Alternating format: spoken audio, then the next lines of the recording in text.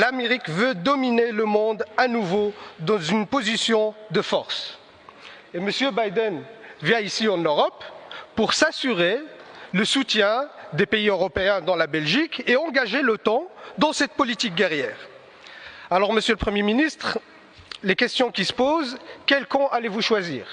Est-ce que vous allez choisir la stratégie de domination américaine, ces mêmes États-Unis qui sont responsables de la mort de 1,5 million d'Irakiens, ces mêmes États-Unis qui ont passé la grande partie de leur existence à mener des guerres partout dans le monde pour imposer leur politique?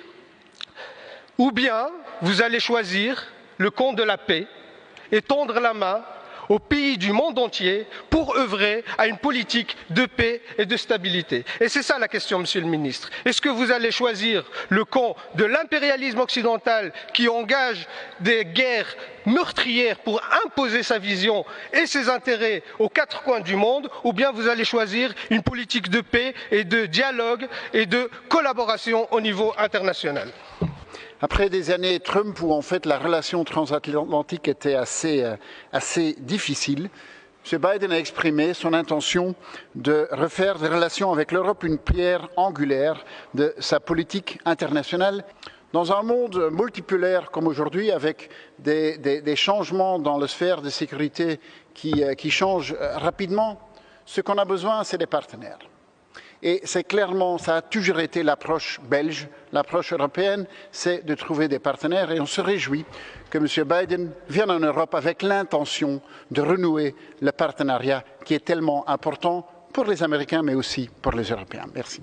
Monsieur le Premier ministre, vous saluez l'attitude de Biden en le comparant avec Trump. Et M. Biden augmente les dépenses militaires. M. Biden investit de plus en plus d'argent pour renforcer son arsenal militaire. Je rappelle juste que les États-Unis, c'est eux qui représentent un danger aujourd'hui pour la paix. C'est plus d'un tiers des dépenses militaires dans le monde sont faites par les Américains. Aujourd'hui, si on veut la stabilité et la paix dans le monde, c'est pas ce camp-là qu'on doit choisir, parce que ça c'est le camp de la guerre. Regardez l'histoire des États-Unis et tous les dégâts qu'ils ont fait dans le monde.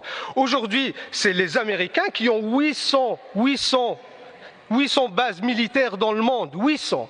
C'est eux qui mettent le monde en danger. C'est eux le danger aujourd'hui et nous, on doit choisir le camp de la paix et pas le camp des Américains pour ne pas poursuivre cette politique impérialiste.